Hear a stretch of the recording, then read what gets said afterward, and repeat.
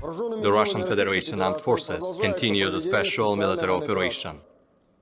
In the Kupiansk direction, intensive action of the Russian forces have resulted in the frustration of the attacks launched by company tactical groups of the Armed Forces of Ukraine, reinforced by mercenaries, from the areas of Pershotravnevoye, Kislovka and Krakhmalnoye in Kharkov region. Operation of artillery, assault and army aviation has resulted in the elimination of over 60 Ukrainian personnel and mercenaries, 3 tanks, 1 infantry fighting vehicle and 2 armored personnel carriers. In the Krasny Liman direction, preemptive action of the Russian units has resulted in the prevention of the attempt of 2 Ukrainian company tactical groups to launch an attack towards Chervona-Popovka and Ploshchanka in Lugansk People's Republic. Up to 50 Ukrainian personnel, 3 armored fighting vehicles and 7 pickups have been eliminated.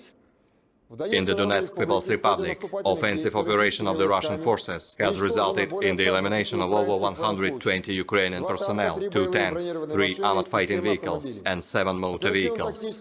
Operational tactical and army aviation, missile troops and artillery have neutralized 9 command posts near Kislovka, Ivanovka, Krakhmalnoye and Berestovoye in Kharkov region, Serebryanka, Vodanoye in Donetsk People's Republic, Stelmachovka in Lugansk People's Republic, Veseloye and Novoraisk in Kherson region, as well as 86 artillery units at their firing positions, manpower and military equipment in 176 areas. 1 US-manufactured AN-TPQ-50 counter-battery warfare radar has been destroyed near Avdiivka in Donetsk People's Republic.